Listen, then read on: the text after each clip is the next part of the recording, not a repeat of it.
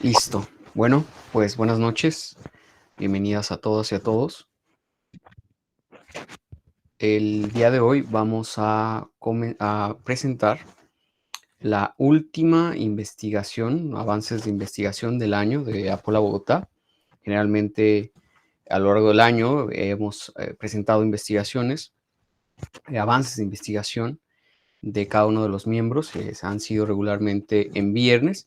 Y bueno, estamos aquí hoy para la última presentación del año a cargo de nuestra compañera Juliana Guisao, que se titula La perspectiva de Judith Butler y Ex Lacan sobre la diferencia sexual. Por supuesto, nuestra compañera Juliana es miembro de Apola Bogotá y nos va a presentar este tema sumamente interesante. La organización del evento es que lo ideal sea que ella presente, el, haga su presentación y que al final tengamos unos minutos, un tiempo para que pueda haber preguntas o comentarios. Entonces, sin más que agregar, le damos la palabra a nuestra compañera Juliana. Buenas noches. Primero, pues agradecerles a ustedes el que estén aquí hoy y pues quisiera saber si se está viendo mi pantalla, la presentación que tengo. Sí, Juliana, se ve correctamente. Bueno. Y primero, pues pedirles disculpas. Al parecer la cámara no funciona. De hecho, hoy he tenido muchos inconvenientes con el computador. Entonces, pues bueno, yo les voy a presentar el trabajo de investigación que logré adelantar sobre la perspectiva de Butler y Lacan sobre la diferencia sexual. Y pues para ello les voy a presentar esta diapositiva. Sin embargo, pues me voy a estar apoyando de un escrito que realicé. Entonces voy a por acá. Entonces, antes de adentrarnos a la cuestión propiamente que nos convoca a este encuentro, quisiera partir de lo siguiente. Cuando hablamos de diferencia sexual, ¿a qué nos referimos?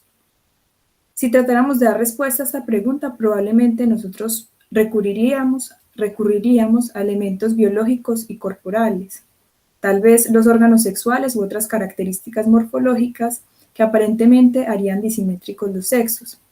Sin embargo, es importante preguntarnos si esa diferencia sexual es un asunto exclusivamente anatómico, será un asunto meramente biológico.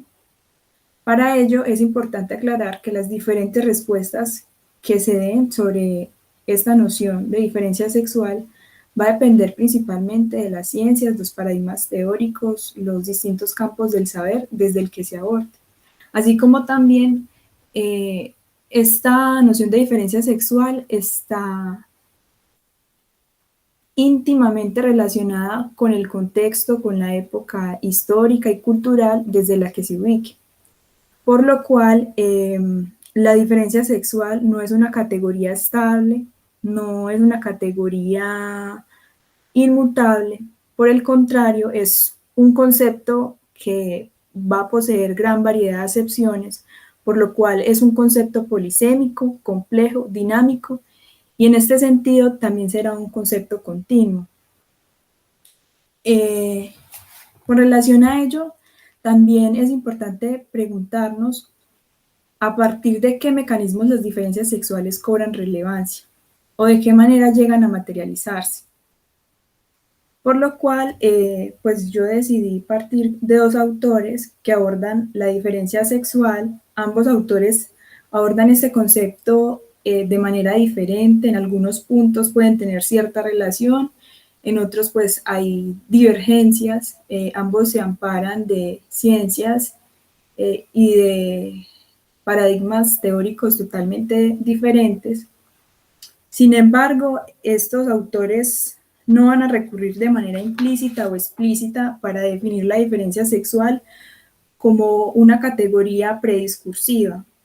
Antes bien, esta categoría para estos dos autores va a estar antecedida y se va a configurar en tanto hay un discurso, y también podemos decir un otro, que antecede el concepto de diferencia sexual.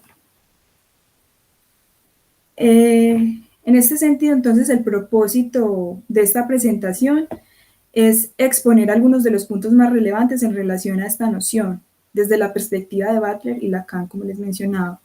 En primer lugar, es importante resaltar que las particularidades teóricas en las que Butler aborda las diferencias sexuales no son las mismas en cómo las establece Lacan. La primera autora ha dedicado gran parte de sus obras a analizar y cuestionar de manera crítica los modos en cómo se han gestado las diferencias sexuales, en el que desde su punto de vista se ha caracterizado por perspectivas atemporales y ahistóricas. En este sentido, propone nuevas formas de comprender el sexo y el género, como construcciones socioculturales que estarían fuertemente determinadas por los imperativos de prácticas e ideales regulatorios a partir de marcos restrictivos, que tienen como fin crear la aparente naturalización de los sexos. Por otra parte, Lacan abordó la sexualidad a través de conceptos que resultan ser antiintuitivos y subversivos, puesto que la diferencia sexual la consideró principalmente por medio de ciencias conjeturales, tales como la lógica, la topología y la antifilosofía, proponiendo así que en los sexos entendidos como significantes existirían impases o imposibilidades lógicas que no permitirían la completa armonía entre los hablanceres. De manera que, como les mencionaba anteriormente, las ciencias y paradigmas desde la que estos dos autores abordan esta noción, pues van a ser diferentes. Sin embargo, no la sitúan como una realidad prediscursiva y atemporal. También quiero aclarar, pues, que esto que les voy a presentar, pues, lo podemos someter a discusión. Al final de la presentación, pues, podrán realizar preguntas, comentarios e incluso críticas, ya que desde ambas teorías, pues, hay puntos que pueden ser criticables, tanto desde la teoría de Butler como de Lacan. Y pues, para empezar, voy a iniciar con la perspectiva que tiene Butler sobre la diferencia sexual, y para ello pues escogí una cita que me pareció pertinente en relación pues al tema. Esta cita se encuentra en el texto Actos performativos y constitución del género. Ella ahí menciona lo siguiente: mi única preocupación es que la diferencia sexual no se vuelva una cosificación que involuntariamente preserve una restricción binaria de la identidad de género y un marco implícitamente heterosexual para la descripción del género, la identidad del género y la sexualidad. De manera que es importante mencionar que la propuesta teórica de Butler está enmarcada en el paradigma filosófico y vital de la política constructivista y antiesencialista. En este sentido, para Butler, la diferencia sexual no es un dato meramente biológico y percibible, sino que obedece a todo un entramado de prácticas discursivas que nombran y crean la diferencia entre los sexos. Estas prácticas discursivas estarán relacionadas con los discursos de las diferencias sexuales, el cual muestra y perpetúa desde su perspectiva el binomio hombre-mujer como un asunto biológico. Igualmente, esta aparente diferencia sexual, desde la perspectiva de Butler, instituye una matriz heterosexual en el que se exigirá una coherencia interna entre un sexo biológico, un género y un deseo heterosexual.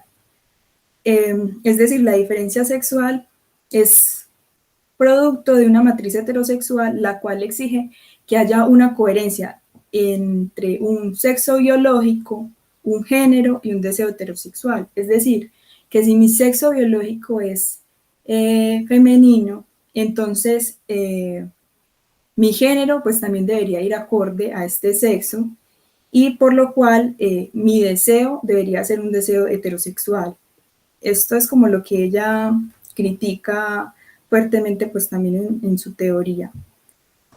Por otra parte, esta diferencia sexual ha estado antecedida a partir de disputas en distintos campos del saber, sobre lo que deberían ser las bases por las cuales se diferencien los sexos.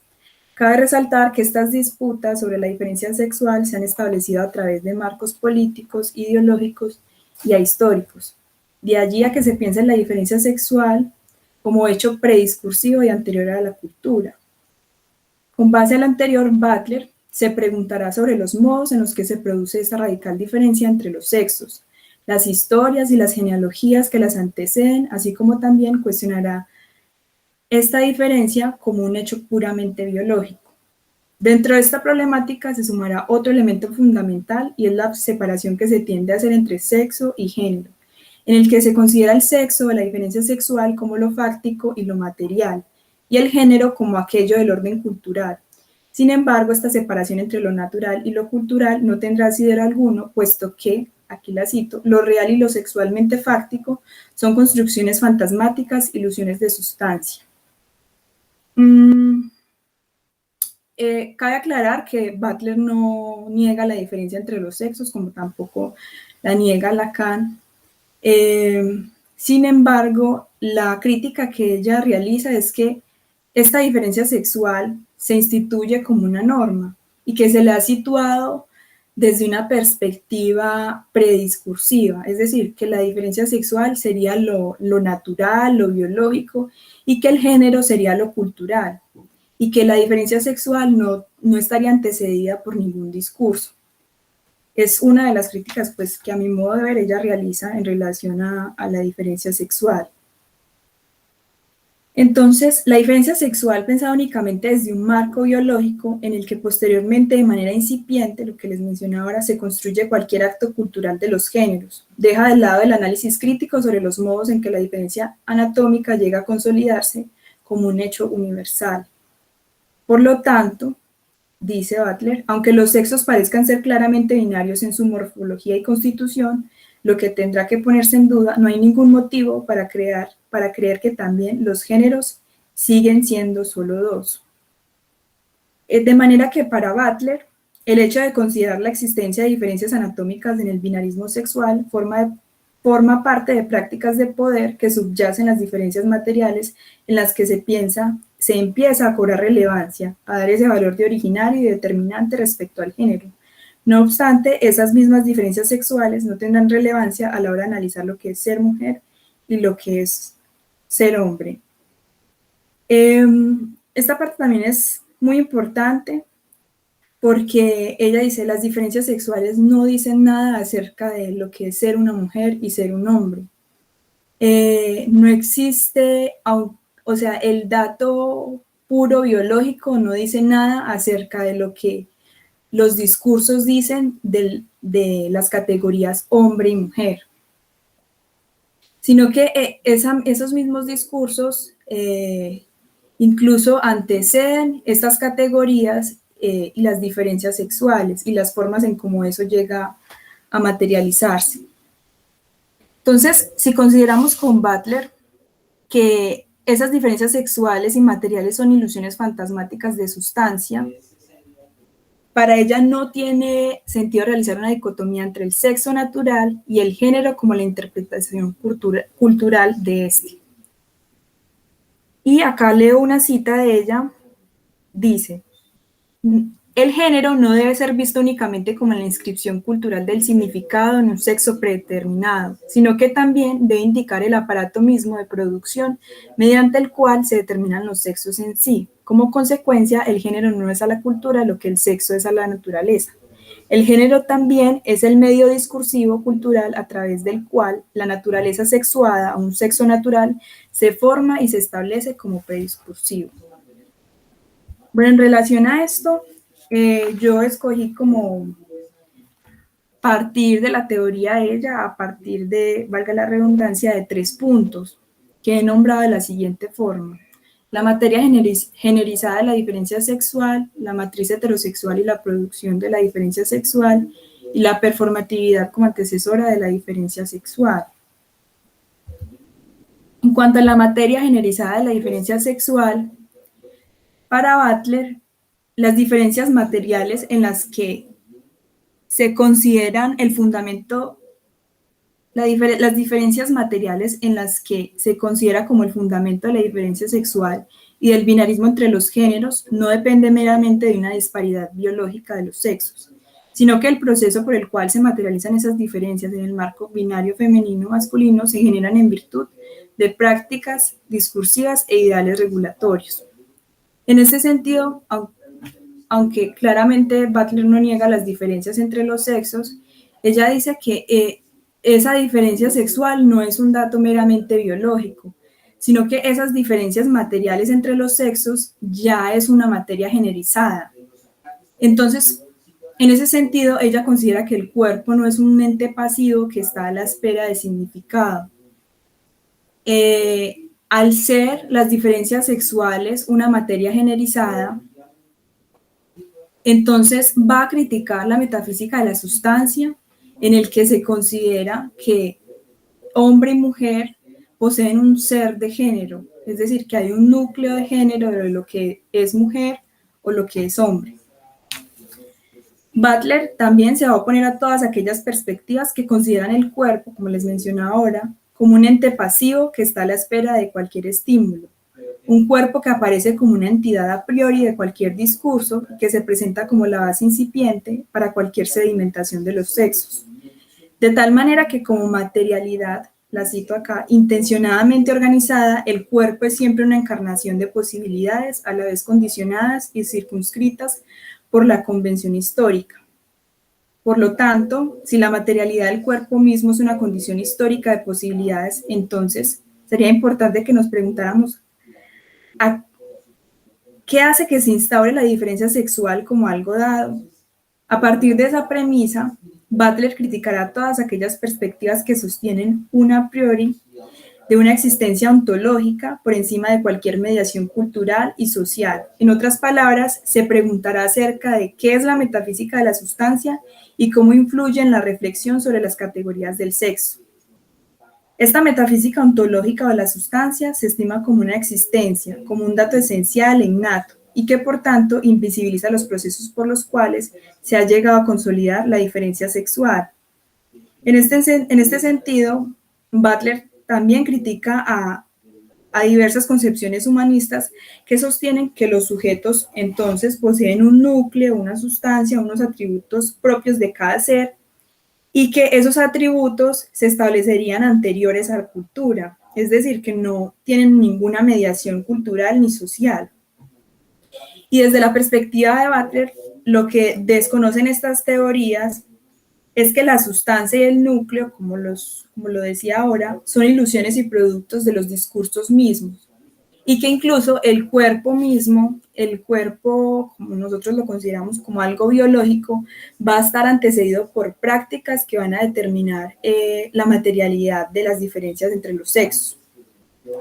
Por lo cual, para Butler, afirmarse que los cuerpos posean una existencia significable antes de la marca de su género, por lo cual no podrá afirmarse entonces que los cuerpos posean una existencia significable antes que la marca de su género.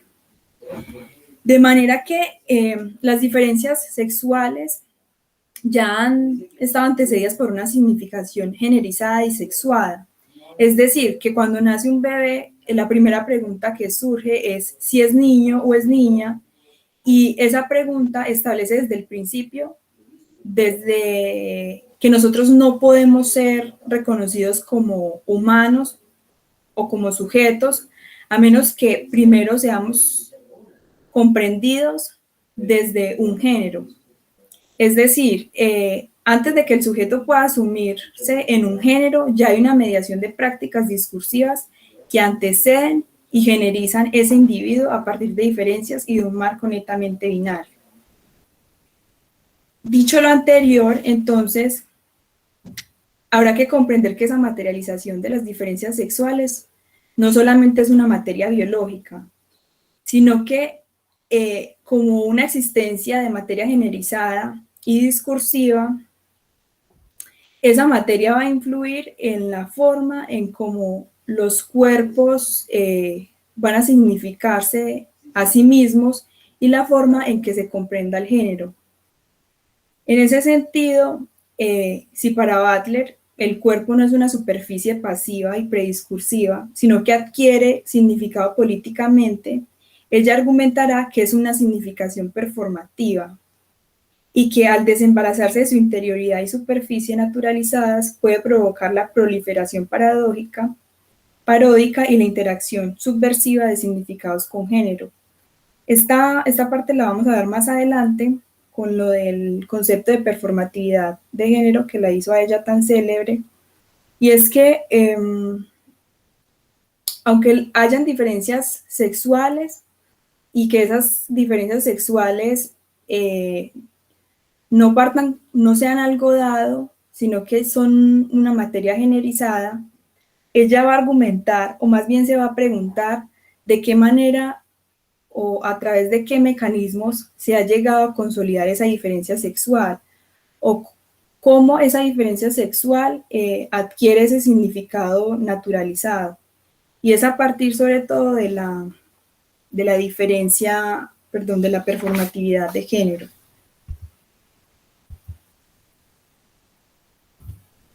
La matriz heterosexual y la producción de la diferencia sexual. Entonces, la matriz heterosexual como conjunto de discursos y prácticas culturales relacionadas con la diferencia entre los sexos y encaminadas a producir la heterosexualidad es aquello que determina y produce la inteligibilidad cultural, en la cual se producen y se naturalizan las diferencias sexuales a través de códigos binarios, suponiendo además una suerte de coherencia entre el sexo, el género y el deseo. Es decir, que para que un cuerpo sea coherente y pueda ser entendido por los demás cuerpos, es necesario que exista una congruencia entre el sexo biológico, el género y además que haya también una coherencia entre un deseo, es decir, que ese deseo sea dirigido a un par contrario.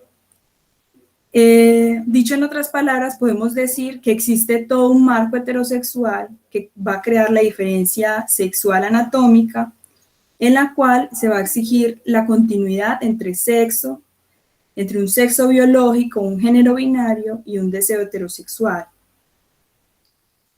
Partiendo de esta perspectiva, partiendo más bien de esta premisa, Butler partirá de una perspectiva Foucaultiana en la que ella va a argumentar que la diferencia sexual o la categoría de sexo desde el inicio ha sido normativa, es decir, que funciona a partir de prácticas reguladoras y de una matriz heterosexual, la cual va a gobernar y va a producir la materialidad de los cuerpos. A su vez, esa matriz heterosexual tiene por objetivo imponer, por así decirlo, un ideal regulatorio, en el cual ese ideal regulatorio se consolida como un poder que va a determinar los modos en cómo se va a producir esa diferencia entre los cuerpos. En este sentido, para Butler, el sexo opera, aquí les leo una cita, como un ideal regulatorio cuya materialización se impone y se logra o no mediante ciertas prácticas sumamente reguladas. En otras palabras, el sexo es una construcción que se materializa obligatoriamente a través del tiempo. No es una realidad simple o una condición estática de un cuerpo, sino un proceso mediante el cual las normas reguladoras materializan el cuerpo y logran tal materialización en virtud de la reiteración forzada de estas normas. Siendo así, podemos decir que el sexo hombre y el sexo mujer no es una condición dada, sino que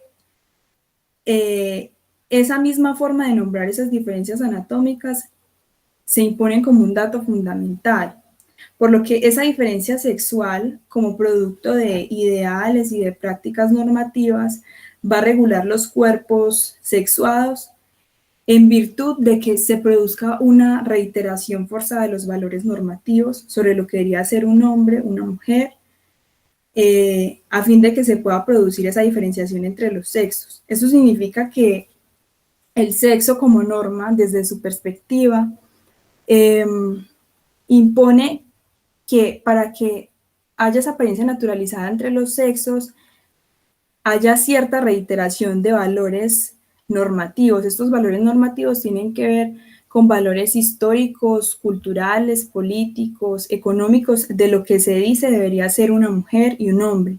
Y además estos valores se encarnan en las personas de una manera performativa. Siendo así, se va a producir esa apariencia naturalizada de los sexos. Entonces, si la materialidad de los cuerpos está regulada desde un principio, para Butler el cuerpo no será un ser, sino un límite variable, una superficie cuya permeabilidad está políticamente regulada, una práctica significante dentro de un campo cultural en el que hay una jerarquía de géneros y una heterosexualidad obligatoria.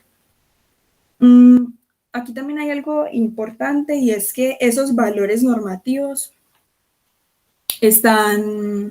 tienen que ver con una jerarquización de los sexos. Es decir, esos valores no son los mismos a como se da en una mujer, en un hombre. Y eso lo podemos ver claramente desde la perspectiva de Freud, en la que se dice pues que que la mujer tiene un super yo débil, que está más asociada con la pasividad, que la mujer posee envidia al pene. Podemos decir que esos son valores normativos de lo que se dice es una mujer, y esos valores normativos, históricos, culturales, políticos, económicos, son totalmente asimétricos en relación a los valores que encarna un hombre. También esa jerarquía de géneros se deriva de una matriz de valores heterosexuales que se definen a través de un binarismo de las diferencias sexuales. Así pues, estos valores resultan ser totalmente asimétricos en un género y en otro, puesto que existe una especie de privilegios que se consolidan en el plano de la dominación del género masculino hacia el femenino, o en el caso de la heterosexualización de los géneros por sobre las identidades que no se definen en este marco dual, por lo cual dicha asimetría instaura restricciones sobre los cuerpos a partir de estructuras políticas que tienen como fundamento crear esa apariencia naturalizada de la diferencia de los sexos. En cuanto a la performatividad y la diferencia sexual, este concepto ella lo piensa sobre todo en el género en disputa. Entonces, en donde ella dice que este es el mecanismo mediante el cual la diferencia sexual empieza a materializarse y empieza a cobrar esta apariencia naturalizada de que hay un sexo único, que hay un sexo estable, y que el sexo mujer y el sexo hombre poseen una metafísica, una sustancia, y que, por ejemplo, el ser mujer, el hecho de que yo haya nacido como mujer, supone que dentro de mí hay un ser de género, es decir, que hay un yo con género, que es como el modelo original, y que por tanto esto viene dado por la biología. Esto ella lo critica fuertemente con el concepto de performatividad. Entonces, teniendo en cuenta que las diferencias sexuales no dicen nada acerca de los géneros, sino que estos se producen en tanto se encarnan valores históricos, culturales, económicos y políticos sobre lo que se espera sea una mujer o un hombre, habrá que comprender que la performatividad de género es el mecanismo a través del cual las prácticas reiterativas de la matriz heterosexual cumplen el papel de dar la apariencia de un idéntico a sí mismo, es decir, la apariencia de que existen dos sexos únicos en relación a una ontología y una metafísica. En suma, podemos decir que la performatividad de género en tanto responde al proceso a través del cual se genera la división binaria de los sexos, produce el efecto de creer que existe un núcleo de género, un verdadero yo de ser mujer o de ser hombre.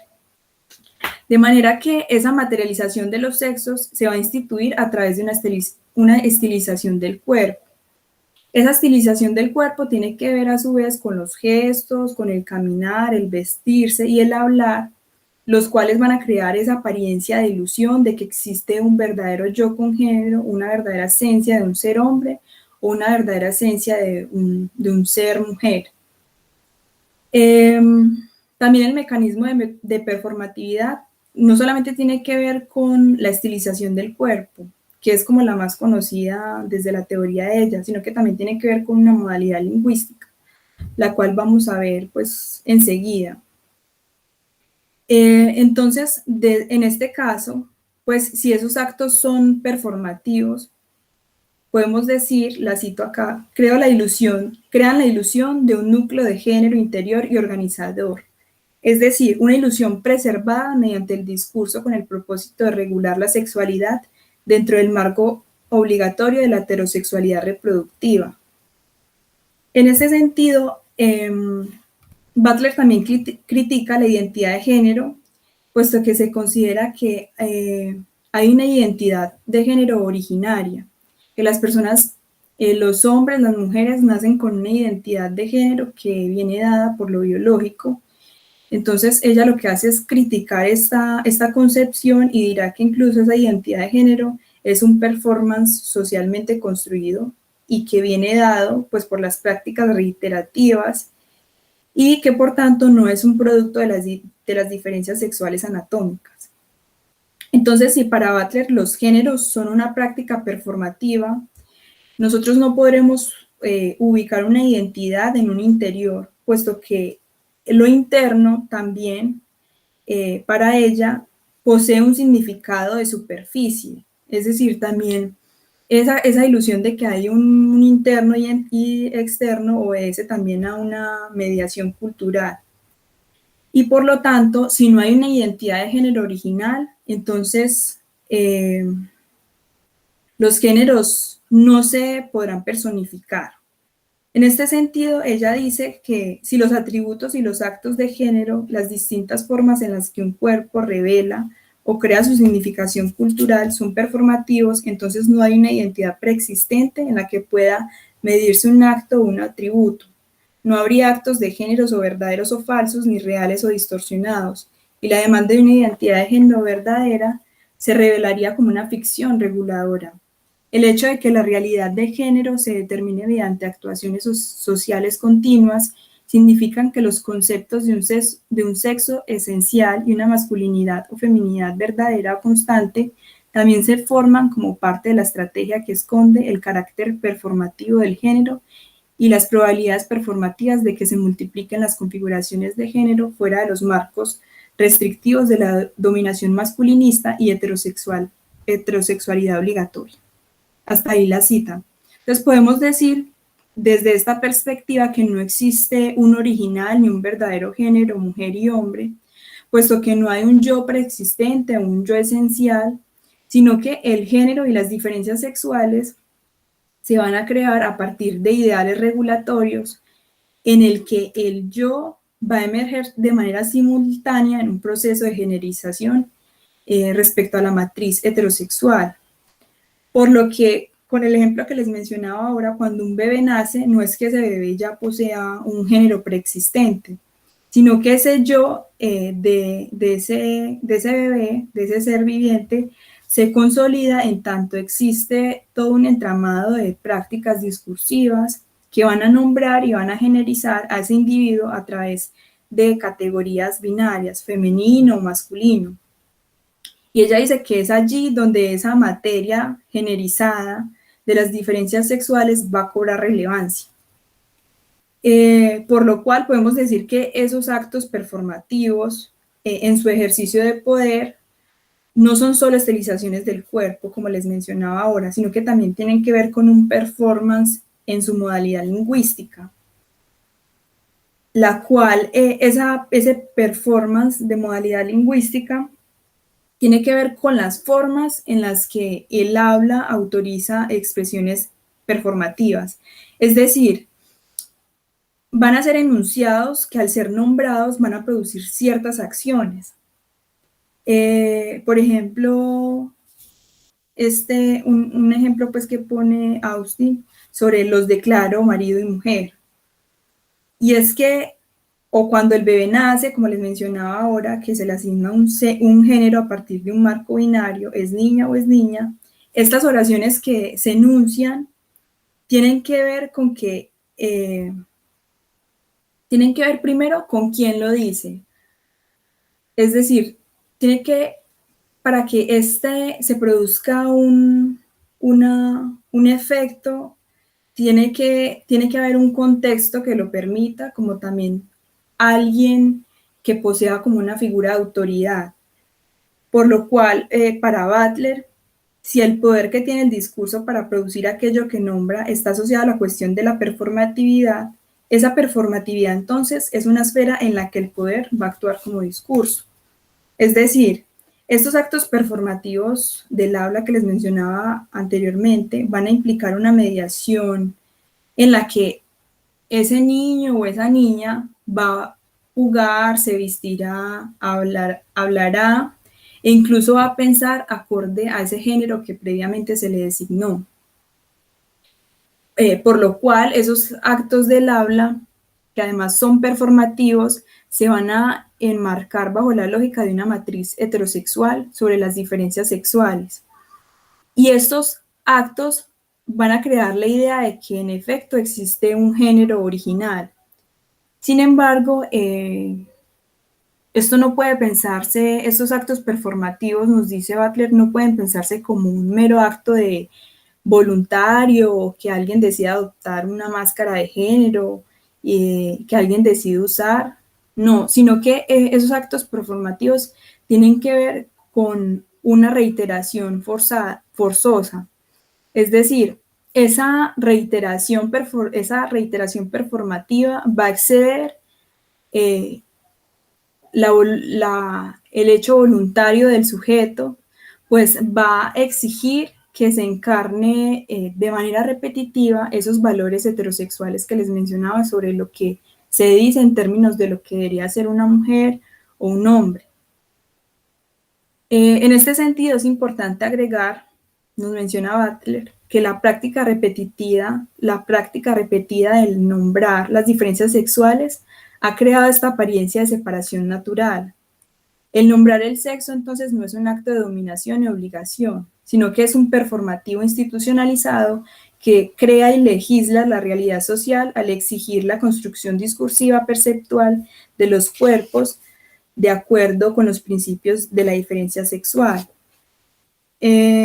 También el mecanismo de la performatividad y la matriz heterosexual parte de que los sujetos se identifiquen supuestamente con un idéntico a sí mismo y a su vez no se identifiquen con o haya más bien un rechazo de los sujetos que no se enmarcan bajo una lógica binaria, sino que, dice ella,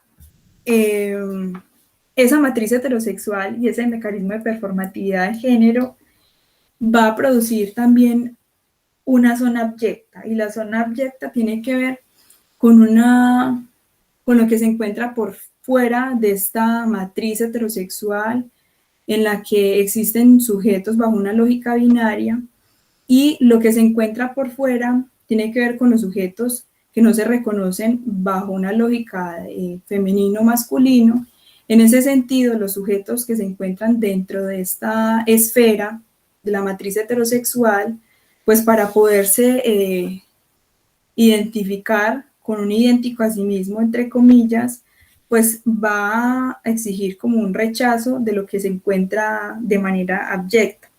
Entonces, finalmente, si no existe un género original ni un núcleo de género preexistente o dado por la diferencia sexual, se evidencia entonces que si un género es creado por performances sociales, significa que las ideas mismas de un sexo esencial, de una verdadera constante masculinidad o feminidad, está también construida como parte de una estrategia por la cual el aspecto performativo del género queda encubierto. En relación a esa creencia imaginaria de que existe una verdadera feminidad y una masculinidad que parte de las supuestas diferencias sexuales, Butler dirá que bajo las prácticas drag, que quizás ustedes las conocen, se ejemplifica muy bien cómo a través de la parodia se critica esa idea de que existe un verdadero ser mujer o un hombre. Y no es que por medio de las prácticas drag se esté imitando un género verdadero. No, porque para Butler no hay un género verdadero y luego está la copia, sino que esas prácticas drag muestran cómo a través de la estilización del cuerpo puede dar cuenta de que el género es una actuación que se estiliza por medio de gestos, de movimientos, de actos, y pues es básicamente lo que ella propone en relación a lo de la diferencia sexual. Es decir, nosotros consideramos que existe un sexo, una sexualidad que está antes o que viene dada por lo biológico o por lo anatómico, y lo que ella hace es criticar precisamente estas perspectivas que consideran que el sexo es meramente biológico y que al ser el sexo biológico entonces se separa del género porque el género estaría del lado de lo cultural y no, ella dice que todo lo contrario, incluso el sexo se ha llegado a consolidar como una norma, que el sexo obedece incluso a una construcción misma, y que se consolida a partir de una matriz heterosexual, de un mecanismo performativo que empieza a dar esa apariencia naturalizada de que hay un género. Es decir, el hecho de que yo me vista de determinada forma, me ponga aretes, me maquille, me pinte las uñas, todos esos actos empiezan a dar como esa apariencia de que en efecto hay una sustancia, de que hay una metafísica, de que hay un yo verdadero con género, y en realidad pues esto obedece a unas prácticas discursivas de lo que se dice debería de ser una mujer esto, o un hombre debería ser esto, etc. Entonces ya pasando a Lacan, es importante mencionar que Lacan piensa la diferencia sexual no desde lo anatómico y lo biológico, sino que la diferencia sexual tiene que ver en términos lógicos y significantes. Esta cita de él pues lo muestra claramente, y él dice que el hombre, una mujer, he dicho, no son nada más que significantes, y es de ahí que ellos toman como tales, en tanto que encarnación distinta del sexo, que ellos toman su función. En este sentido, es importante iniciar mencionando que Lacan, al no recurrir a ninguna sustancia material, anatómica u ontológica, va a pensar la diferencia sexual en términos lógicos y significantes. Por lo cual, podemos decir, de acuerdo con Messiani y Sarri Jade, que esta propuesta teórica se inscribirá en el campo de la ciencia en oposición a cualquier otro programa epistémico que conciba la sexualidad como reales transhistóricos y que por lo tanto recurra implícita o explícitamente a la biología para sostener su posición. En otras palabras, cualquier concepto que Lacan emplea y desarrolla se enmarca bajo una ruptura epistémica en relación a los conceptos de esencias inmutables y canónicos pues, por la filosofía tradicional. Por el contrario, los conceptos que él utilice sobre, por ejemplo, mujer, hombre, incluso el término de falo, pues que ha sido tan criticado, son más bien formas en las que Lacan subvierte, desustancializa y desontologiza estos conceptos. En este sentido, es importante mencionar que para Lacan el sexo y las diferencias sexuales no van a obedecer a un epifenómeno o a un determinismo biológico, sino que el sexo para Lacan se va a producir discursivamente. Por lo cual, cuando hablamos de mujeres y hombres, no vamos a referirnos a mujeres y hombres de carne y hueso, sino a mujeres y hombres en términos significantes. Y si son significantes, serían significantes vacíos que en sí no significan, por lo cual, por ejemplo, el concepto mujer o la categoría mujer habrá que ubicarla en un contexto y una época donde pueda significar. Lacan también menciona que en primera instancia no se sabe lo que es hombre y mujer, por el hecho de que son significantes. Y en relación a ello, dice Lacan que la ciencia durante largo tiempo ha intentado explicar y suturar lo que es la diferencia sexual a partir de la bipolaridad de los sexos. Partiendo de esta premisa anterior, en lo que concierne a esta diferencia sexual, Lacan menciona en 1964 que la instancia de la sexualidad, la situación es la misma para todos los sujetos, así sean niños o adultos, todos se enfrentan solo con la sexualidad que pasa por las redes de la constitución subjetiva del significante. Es decir, la sexualidad entonces es un asunto que atañe a todo hablancer, puesto que tienen que ver con significantes que en últimas van a determinar su constitución subjetiva acerca de lo que es el sexo y el género. Teniendo en cuenta que desde esta perspectiva la sexualidad y por lo tanto la diferencia sexual no reside en cuestiones biológicas que determinan los sexos y los géneros del individuo, sino que ese significante, podemos decir, será la causa y lo que constituye el modo en cómo los seres se sexúan. Y en relación a esto, Lacan menciona, lo cito, lo que me parece materialmente abusivo es haber imputado de tal modo materia al sexo. Sé bien que existen las hormonas, que las hormonas forman parte de la ciencia, pero es totalmente claro que está allí el punto más denso y que no hay ninguna transparencia. Por lo tanto, lo que yo les propongo es que si no hay mucha transparencia sobre lo que es el sexo, puesto que no hay mucha transparencia en cuanto a lo biológico de los sexos, entonces no tiene mucho sentido recurrir a lo anatómico para definir lo que es cada quien. Por lo cual, si bien existen factores biológicos, no hay una total transparencia sobre la materialidad de esos sexos. En todo caso, habrá que considerar que esa realidad biológica, tal y como la conocemos, está mediada por el discurso mismo. Entonces, habiendo dicho esto, podemos pensar que la diferencia sexual es una creación del otro. Si en realidad es una diferencia sexual, o más bien desde la perspectiva de él, obedece a posiciones lógico-textuadas. Esto ya lo vamos a ver un poquito más adelante, creo que me va a tomar 10 minuticos más, 15. Él también menciona que no hay acto sexual que funde el ser de cada sexo. Entonces, bajo estos 3 puntos, pues voy a partir sobre lo que Lacan considera como la diferencia sexual. Entonces, la diferencia sexual como creación del otro, podemos decir que la diferencia de los sexos como creación o como producto de un otro no va a surgir como un hecho de la naturaleza. Más bien, desde la perspectiva de Lacan, existe un otro que como entidad abstracta, un otro con O mayúscula, va a representar las instituciones, los decires e incluso el discurso mismo sobre lo que se dice de la diferencia entre hombres y mujeres.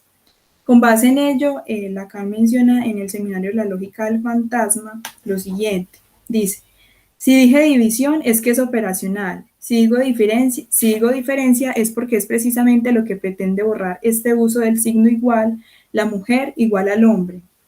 Entonces, si ven, si Lacan en este punto lo deja muy claro, si él dice que habla de diferencia sexual no es en un sentido anatómico, sino más bien en un sentido lógico y operacional.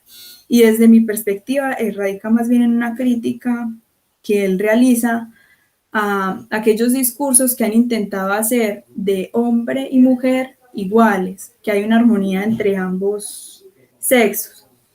De manera que existe, podemos decir, un discurso médico, político y religioso que ha intentado hacer de hombres y mujeres semejantes. Y pues hay diferentes decires, por ejemplo, que la media naranja, la leyenda del hilo rojo, que el hombre y la mujer pues se complementan el uno al otro, por lo cual se ha intentado hacer equivalente los sexos mujer y hombre a partir de un igual. Y en este sentido podríamos recurrir a las famosas barras o tachaduras que Lacan emplea para determinados conceptos, proponiendo entonces que la mujer igual barra igual hombre, y a partir de esto podemos decir que cuando Lacan habla de diferencia sexual, no es para hacer alusión a una diferencia anatómica entre los sexos, sino más bien para criticar aquellas concepciones, como les mencionaba ahora, que tratan de equivaler o de buscar cierta proporción entre los sexos como significantes. Ya en el seminario 18, Lacan afirma que si él se sirve de la sexualidad es para designar otra cosa absolutamente diferente a lo que se estudia en la biología, a saber, la combinación de los cromosomas XY, XX o XXY. En tanto, esta concepción de la sexualidad a través de una biología combinatoria no tiene nada que ver con lo que está en juego sobre las relaciones o los vínculos que se establecen entre el significante mujer y el significante hombre. Eso es lo que mencionan en el seminario 18. Por lo tanto, podemos decir que los vínculos que establecen los hablanceres entre ellos mismos y en relación a los géneros no tiene que ver en absoluto con una combinatoria de cromosomas en relación a lo biológico, sino que radica en un asunto lógico y significante, tal y como lo dice él. Asimismo, Lacan en 1964, él dice que reconoce que la biología se ha empeñado en postular la diferencia sexual a partir del polo macho y el polo hembra, por lo que se acude a la reproducción y la copulación para justificar y caracterizar la división entre los sexos. Sin embargo, él agrega que esas diferencias anatómicas son solo características y funciones secundarias. Entonces, por lo tanto, si hay diferencias entre hombre y mujer, son características que no van a tener que ver en un principio con lo que sirve para definir esto es hombre, esto es mujer, sino que son características secundarias y además desde su perspectiva son características enigmáticas. Por lo cual también él menciona que al ser atributos secundarios estaría permitido que podemos decir que para todo hablancero, para todo sujeto, cualquiera que sea su sexo, independientemente de si posee ciertos atributos o características masculinas, femeninas, puede sexuarse. Él lo menciona así. Cualquiera que sea su sexo, el sujeto puede adoptar ciertos atributos o características masculinas o femeninas, incluso cuando esté provista o no de ellas. En este sentido, pues les propongo que si las características, las funciones y los atributos que Lacan llama caracteres sexuales son secundarios, entonces no tiene sentido acudir o primar la diferencia de los sexos para pensar que solo existen géneros hombre y mujer y que esos géneros son hechos naturales y que luego vendría el discurso, sino que el discurso y el otro mismo antecederían cualquier significación sobre los atributos sexuales. Como les mencionaba al principio, Lacan no niega la diferencia entre los sexos. De hecho, él menciona, lo cito, la pequeña diferencia que hay desde la más temprana edad entre una niñita y un varoncito. Esta diferencia se impone como nativa, pues responde a lo que hay de real, a saber, existen otras especies en las que los sexos se reparten en dos. Sin embargo, esta diferencia no se da porque la niña y el niño se distingan o se diferencien a sí mismos. Por el contrario, a ellos se los distingue a partir de criterios del lenguaje y de su correspondencia con un otro. De modo que ese señalamiento del otro, sobre esa diferencia entre hombres y mujeres, también ha permeado a los padres, dice él, en el sentido de que estas concepciones tendrán ciertos efectos en las formas en cómo esos padres tratarán a los niños a partir de categorías como hombrecito y mujercita.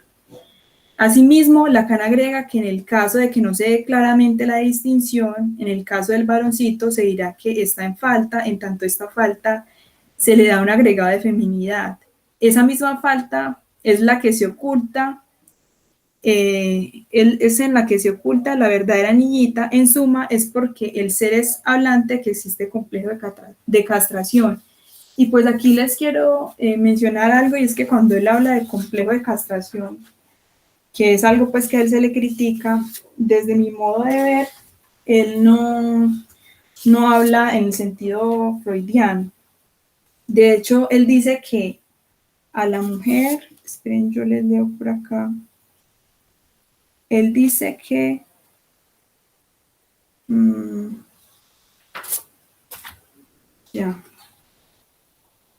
él dice que a la mujer no le falta nada, o sea, o sea, a la mujer no le falta nada, la mujer no tiene envidia al pene, tal y como lo pensó Freud. Y eso lo menciona en el seminario 19, él dice que en relación a lo que constituye la clave de la función del objeto de deseo, lo que salta a la vista es que a la mujer no le falta nada. Sería un error considerar que el penis nei es un último término, podemos decir, que el psicoanálisis. Igualmente, también él agrega que la esencia de la mujer no es la castración, está en la página 35. Como también en el seminario 5 menciona que Freud en ciertos pasajes de su obra toma un tono tan singularmente misógino para quejarse de la gran dificultad que tiene, al menos para ciertos temas femeninos, que al final termina por moverlos a una especie de moral. ¿Por qué menciono esto? Porque las críticas que se le hacen a Lacan sobre que él sostiene, por ejemplo, el complejo de Edipo, que sostiene el complejo de castración en el sentido freudiano, o que la mujer tiene envidia al pene, que la mujer carece de este órgano. Todo lo contrario, lo que dice es que a la mujer no le falta nada, e incluso lo que hace es criticar esa concepción que tiene Freud en relación a la mujer, diciendo que toma un tono misógino en cuanto a que él encuentra dificultades para ciertos temas femeninos y lo que hace es analizarlos a partir de una especie de moral. Entonces, podemos decir que la combinación de los cromosomas, como les mencionaba ahora, que Lacan decía sobre XY, XXXY, en tanto es una concepción de la sexualidad a través de una biología combinatoria, no tiene nada que ver con lo que está en juego sobre las relaciones o los vínculos que se establecen entre el significante mujer y el significante hombre. Por lo cual, podemos decir que si Lacan, si bien reconoce que hay diferencias entre los sexos, pues estas diferencias biológicas entre los sexos no determina la forma en cómo se sexúan los hablanceres. En este sentido, podemos decir que en cuanto a la diferencia sexual, a diferencia de Freud, él dice, no es que la niña vea que el niño sí tiene un órgano y ella carece de él, sino que esa diferencia sexual se da en tanto hay un otro que los diferencia. Y acá leo una cita que muestra claramente esa relación que les mencionaba pues hace un momento. Entonces él dice,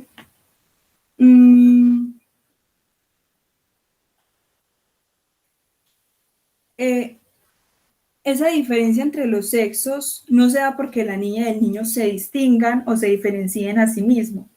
Por el contrario, a ellos se los distingue a partir de criterios del lenguaje y de su correspondencia con un otro.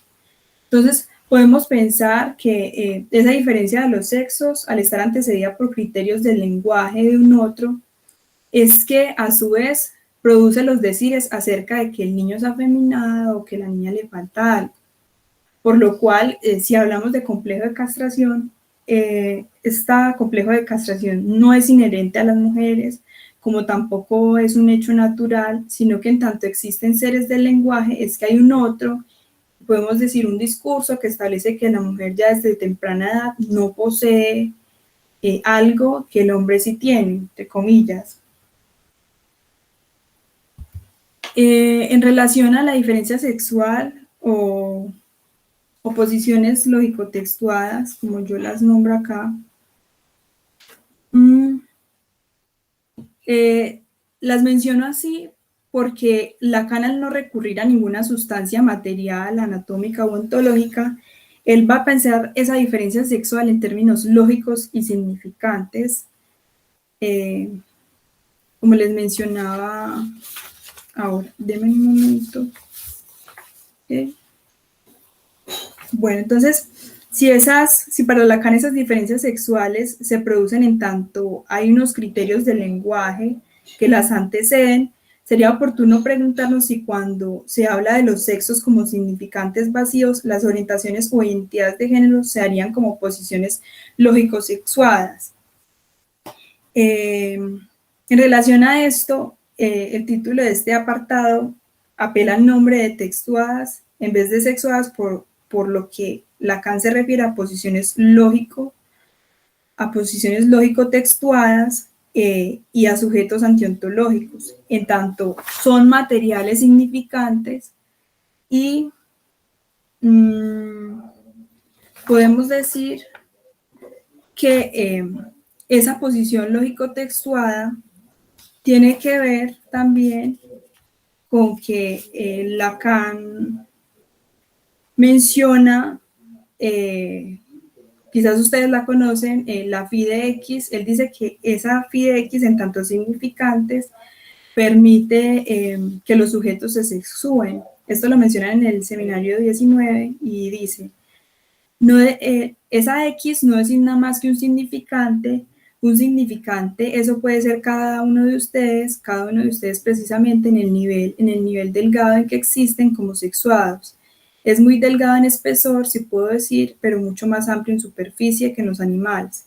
Entonces no es por ahí, no se trata de hacer la distinción, de marcar el significante hombre como distinto del significante mujer, de llamar a uno X y al otro Y, porque está justamente ahí la cuestión, es como uno se distingue.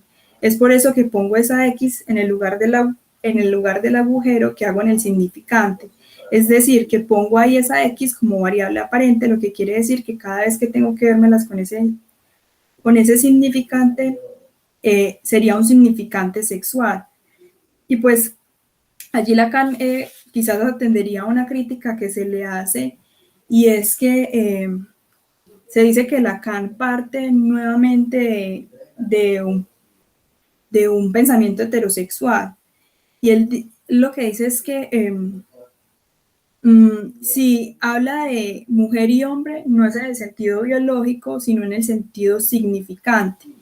Y que al ser significantes vacíos, lo que van a permitir es que el sujeto pueda sexuarse, pero en un modo lógico. Entonces, si son significantes y si el sujeto puede ocupar determinadas posiciones, entendiendo que para Lacan el sujeto tiene que ver y está relacionado con el electrón, entonces podemos decir que un sujeto puede sexuarse en un modo lógico y no a nivel corporal. Es decir, las personas se van a sexuar no a nivel del cuerpo, y no es porque se pertenezca a un sexo o se posea determinado órgano, sino que esa sexuación se establece en un modo lógico en la medida en que se va a producir a nivel bidimensional. Y nosotros podemos preguntar, ¿y qué es a nivel bidimensional? En este sentido, cuando Lacan habla de que el significante es la forma en cómo los sujetos se sexúan, en tanto tiene que ver con un modo lógico y dimensional, entonces diríamos que lo bidimensional hace referencia a que ese significante en que se sexúa a nivel significante y del discurso, y no a nivel cromosómico, como lo mencionaba anteriormente. Por lo cual, de acuerdo con Edelstein, podemos decir que esa X no designa que se puede ser un hombre o una mujer, y eso no va a poseer ningún vínculo con los espermatozoides.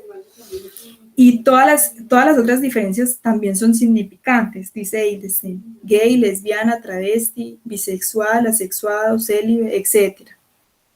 En este sentido, cuando Lacan menciona que el sujeto participa de lo real, como les mencionaba ahora, y que se asemeja al electrón, lo menciona en el seminario 17, podemos decir que al estar determinado por significantes, el sujeto se puede ubicar en un lado o en otro, con lo cual el sujeto, al ser un corpúsculo, se comportará como onda, en el que ese sujeto se va a sexuar dependiendo de los discursos, de los decires, de los criterios del lenguaje, tal y como lo decía ahora, que se va a sexuar y va a corporizar ese significante.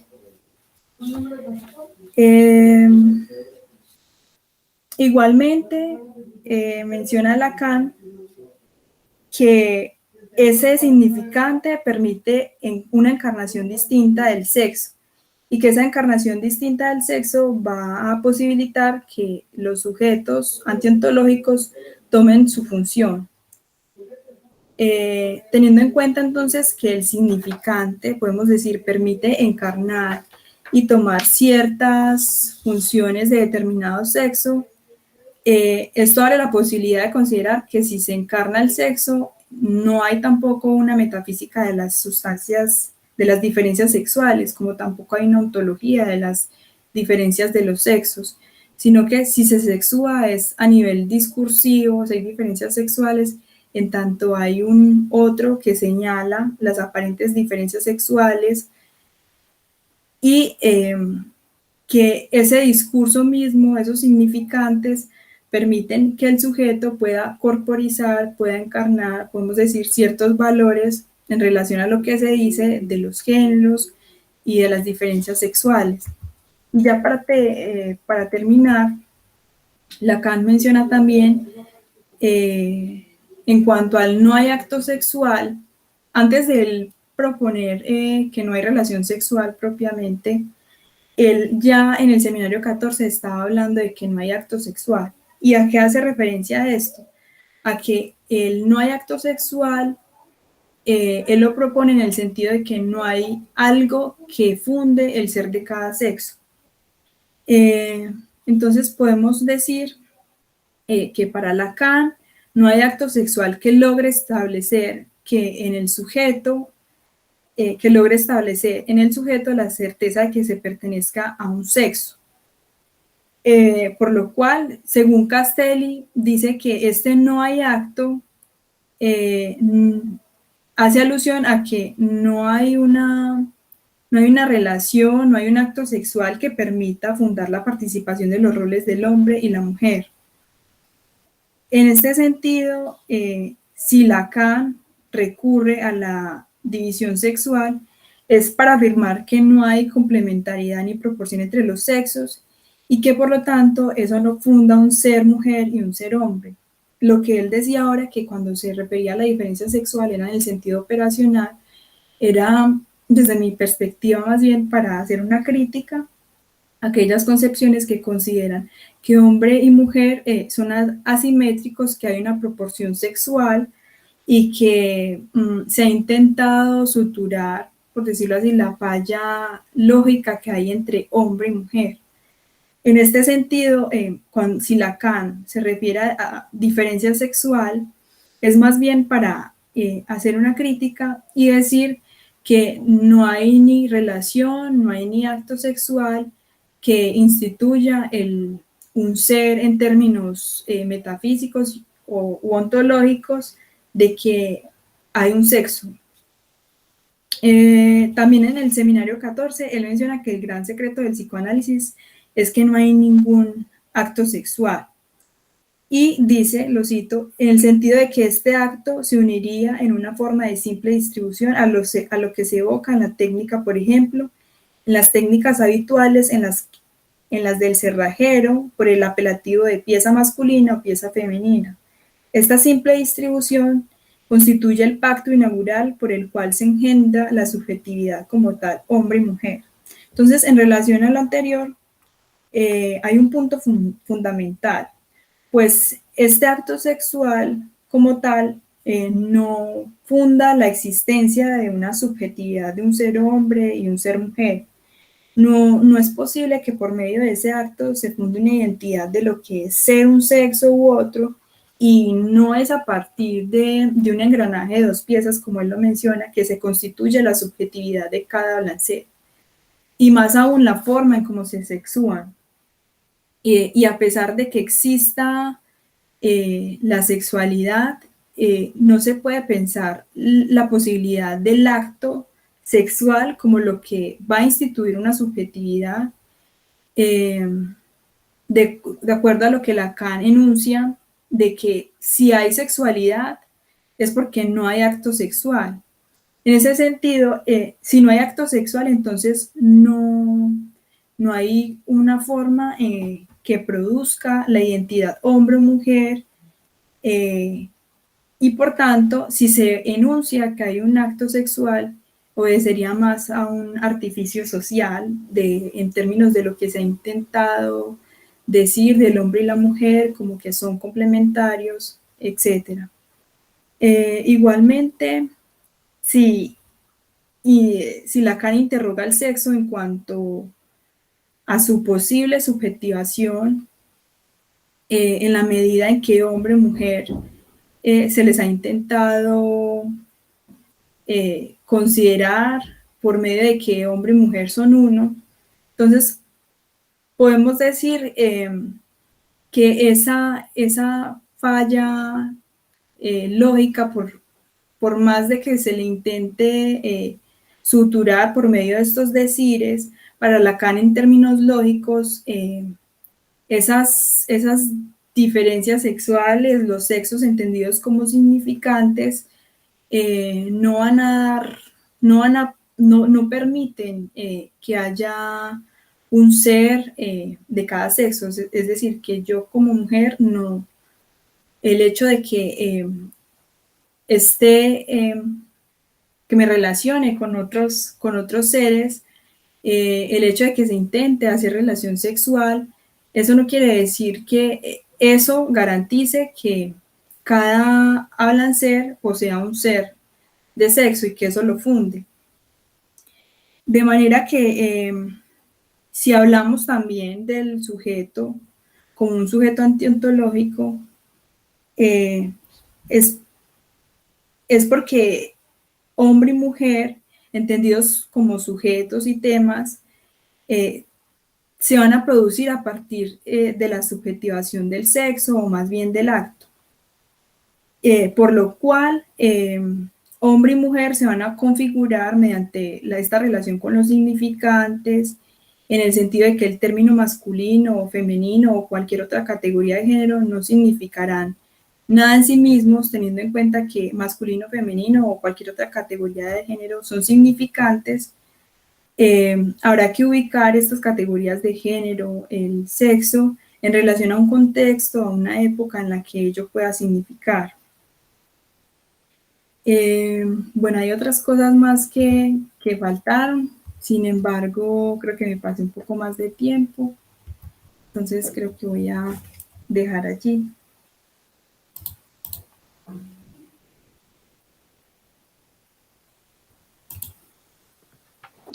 Muy bien, agradecemos a nuestra compañera Juliana por la agudeza de su exposición. Y bueno, con esto concluimos la serie de presentaciones de avances de investigación de este año en Apola Bogotá y vamos a pasar a la serie de comentarios o preguntas que tengan. Y pueden hacerlo levantando la mano por medio de la sala de Google Meet, o si prefieren pueden escribir por el chat y amablemente podremos leer sus preguntas o comentarios. Y bueno, vamos a seguir el orden. Entonces, en primera instancia tenemos a Hermin Vargas. Adelante, Hermis. Bueno, yo estoy en el aeropuerto, entonces ya enseguida me voy, pero no me quería ir sin agradecerle a Juliana esta exquisita presentación. Qué disfrute, qué gusto. En mi caso me ayudaste a entender algunos asuntos muy complejos de Lacan y wow, solo quería reconocerte y agradecerte este excelente trabajo.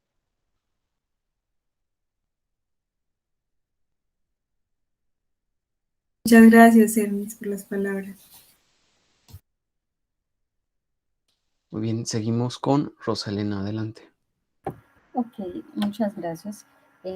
Pues agradezco la presentación. Es un tema que a lo que le he echado bastante mirada y bueno, un montón de cosas. No sé si la categoría en la que se subraya, diremos, Judith Butler, podríamos pensar como filosóficamente posmodernista, ¿no? Y en esa misma categoría pues se encuentran otras tantas autoras que han hablado desde lo que sería el género, filosóficamente hablando, y la persona que más me interesa en ese espacio, de hecho, podría meterlas en otra categoría. Las personas que más me interesan en ese sentido son las que hacen teorización queer, ¿sí? Como Paul Preciado, Teresa de Lauretis y demás. En ese sentido, también pensaba que Judith Butler toma esta conceptualización de la matriz heterosexual desde lo que serían los postulados de Monique Wittig, donde en un texto que se llama Tráfico de Mujeres, Monique Wittig habla del pensamiento heterosexual, y allí podría uno ver como la lectura que tiene de lo que sería el psicoanálisis y la postura de Lacan, Monique Wittig, de pronto echarle una mirada a eso para pues como seguir construyendo el texto. Con respecto a Paul Preciado, le hace una crítica enorme a esta matriz heterosexual de Butler y a lo que sería la performatividad del género, en el sentido en que básicamente lo que estaría postulando otras con esta performatividad de género sería una reproducción, que creo que también se aleja muchísimo de lo que está postulando Lacan, aunque Butler pues hace lectura de Lacan. Con respecto a Lacan, ahora sí quisiera decir como el asunto del acto sexual. Recuerdo unas conferencias muy atrás, ya creo que 2 años cuentan de eso, donde en Apola, Buenos Aires, se hablaba de este acto sexual, hacía referencia a lo epistémico, más que a lo que sería individual, ¿sí? Y pues escuchándote, venía pensando, al mismo tiempo escuchándote, venía pensando todo lo que estabas diciendo en términos epistémicos, ¿sí? Y estaba pensando en la diferencia, por ejemplo, que hay entre lo que sería la filosofía del derecho, en el iusnaturalismo y el iuspositivismo. Y yo pensaba, en ese sentido podríamos ubicar a Lacan en un iuspositivismo, puesto que lo que él está configurando ahí es lógico, matemático, ¿sí? Y no se ubican naturalistamente. Yo pienso que ahí también habría que pensar si lo que querrías decir es biológico o natural, en el sentido de la biología es un discurso, ¿sí? Y pienso que a eso alude mucho Lacan. La biología es un discurso también, aunque lo pensamos natural, ¿no? Es algo fenoménico en términos kantianos. La biología también es algo fenoménico, así que no podría pensarse que la diferencia anatómica, ni la diferencia hormonal, ni la diferencia a nivel cromosómico dicen nada, en el sentido en que todas esas diferencias hacen parte de un solo discurso, el discurso biológico. Es el discurso biológico el que está nombrando las diferencias. En la diferencia como tal, pues, de alguna manera podríamos pensar que no existe. Y esto encaja muy bien en lo que sería la teoría queer. Y con respecto a otro punto, qué pena tomarme tanto tiempo, pues decía, lo vengo pensando desde hace un rato, el cuerpo, en el seminario 20, Lacan dice que el cuerpo habría que ponerlo en esta repartición de lo que serían los simbólico, imaginario y real.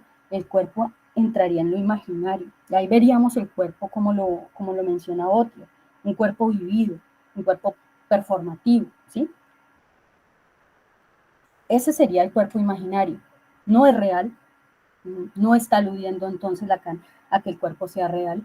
Por tanto, obviamente su discurso, el discurso de Lacan, no está puesto como la biología en una diferenciación ni anatómica, ni cromosómica, ni hormonal, sino en esto que decías, lo delgado de de esas cuestiones estaría puesto en lo que serían las superficies. Ahí estaría involucrando entonces la topología. Por eso habla de lo bidimensional. Es muy delgado, pero muy amplio en cuanto a superficie. Y esta superficie es discursiva y se pone sobre los cuerpos lo que pensaríamos como cuerpos. Y así es como de alguna manera se genera un cuerpo sexuado que no es natural, sino que es discursivo. Eso es lo que me has hecho pensar con toda tu charla, que estoy muy, muy agradecida por haber tenido opción de escucharla. Muchas gracias.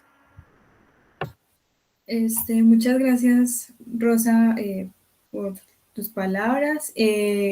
Pues voy a mencionar algo en relación a lo que dijiste ahora último y luego en relación a lo que estabas mencionando anteriormente. Y es que sí, o sea, para Lacan el cuerpo no tiene que ver con lo él ubica, como lo mencionas, del lado de lo imaginario. Entonces podemos decir que una forma para acceder al cuerpo es por medio de lo simbólico, de los significantes, que de esa forma nosotros corporizamos nuestro cuerpo, entre comillas, tridimensional. En ese sentido, el cuerpo, nosotros podemos decir, no es un epifenómeno, como tampoco el sexo. Y algo pues como que yo no les mencioné, y es en relación a eso que, bueno, lo trabajo ahí en la investigación, y es que les voy a ir como comentando esa parte, y es que si para Lacan el cuerpo está al lado de lo imaginario, en tanto él dice que si lo ubica al lado de lo imaginario es porque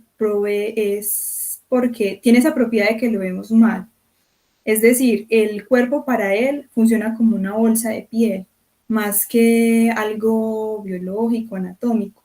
Entonces, si el cuerpo, al estar del lado de lo imaginario, es lo que provee consistencia, dice él, lo imaginario es lo que le aporta consistencia al cuerpo, pero que a su vez también radica en una suerte de engaño para el hablancer, dice Lacan. En este caso nosotros podríamos decir que para acceder al cuerpo biológico tal y como lo conocemos es necesario recurrir a lo simbólico e imaginario para nombrar aquellas partes del cuerpo y poder otorgarle un significado.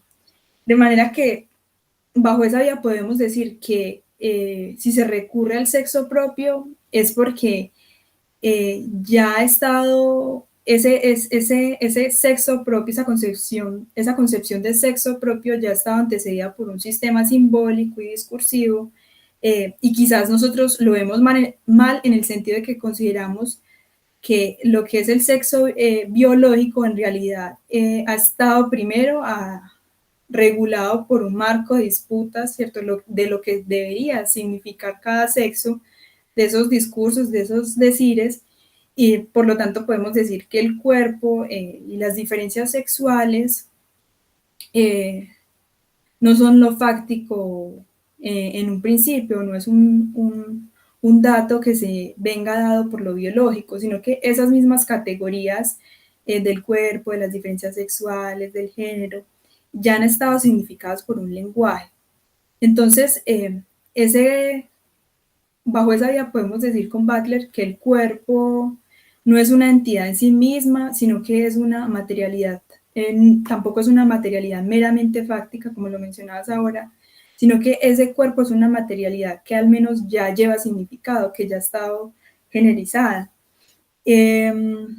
Entonces, si yo también lo estaba pensando bajo esa vía, de que nosotros corporizamos nuestro cuerpo, el sexo, el género, de acuerdo a los diferentes significantes o los discursos de lo que se dice del sexo, del género, y que con base en ello, pues nosotros significamos nuestro cuerpo, lo corporizamos, le otorgamos un significado que ya estaba antecedido por el discurso mismo.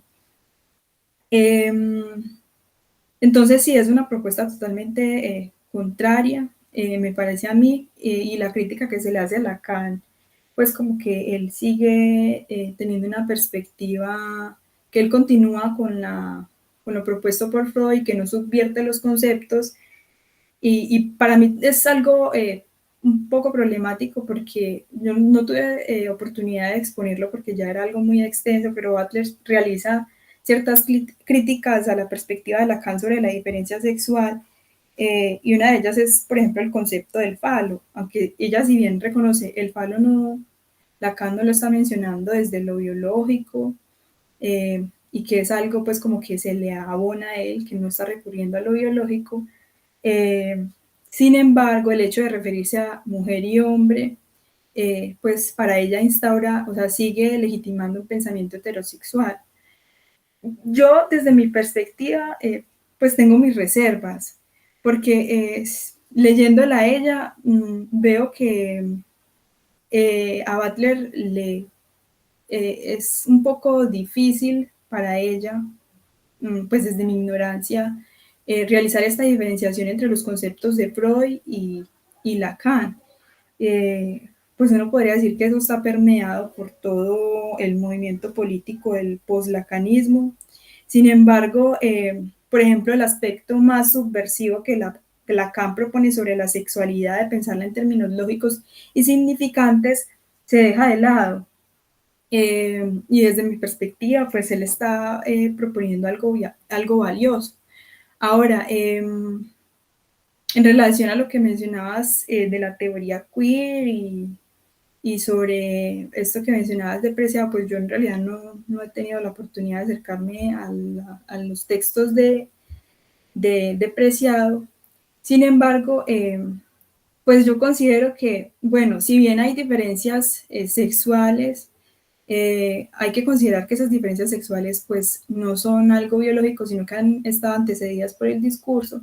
Sin embargo, pues yo estoy un poco en contra de aquellas perspectivas que quieren negar o que quieren eliminar, por ejemplo, las categorías mujer, porque desde mi concepción la categoría mujer es un concepto importante, es una categoría importante porque es la que permite problematizar el discurso patriarcal, ¿cierto? En el que las mujeres nos hemos visto implicadas en relación a la opresión que hemos sufrido, que hemos padecido. Entonces, en relación a ello, pues soy partidaria de que estas categorías, por ejemplo, son necesarias.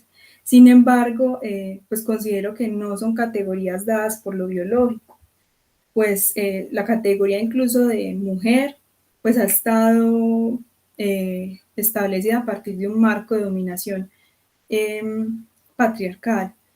Entonces, bueno, hay ciertos puntos que uno podría criticar, eh, y bueno, pues es como lo que podría decir en relación a eso que menciona Rosa.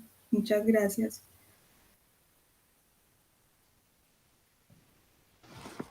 Muy bien, hay apertura para otro comentario, una pregunta.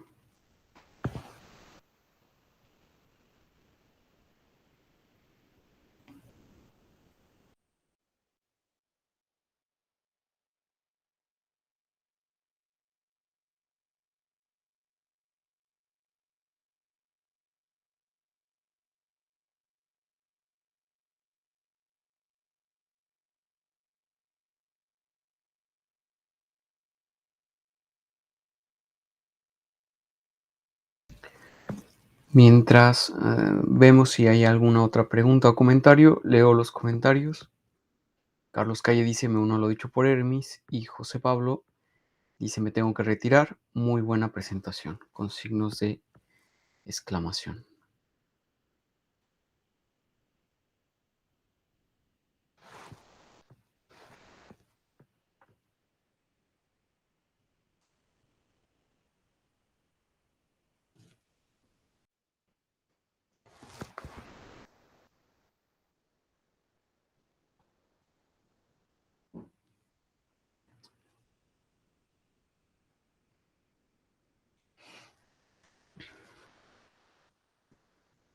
Pues si no hubiera algún otro comentario más, podemos pensar en cerrar este espacio Como se había comentado al inicio, esta es la última presentación de avances de investigación del año en Apola Bogotá que los miembros pueden presentar. Bueno, muy bien. Tenemos una pregunta, comentario más de Carlos Calle. Adelante. Bueno, buenas noches. Primero, agradecerle a Juliana la presentación que hizo de la investigación que adelantó durante este año y que considero que cerramos pues con broche de oro los avances, lo que nos propusimos durante el año y fue acordado como que íbamos a presentar las investigaciones que cada uno iba a adelantar este año precisamente por la situación que habíamos vivido el año pasado de que pocos de la sede habían presentado, ¿no?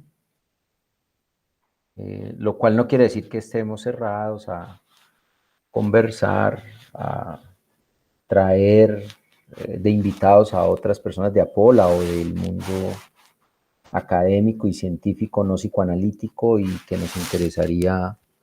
con los cuales nos interesaría conversar.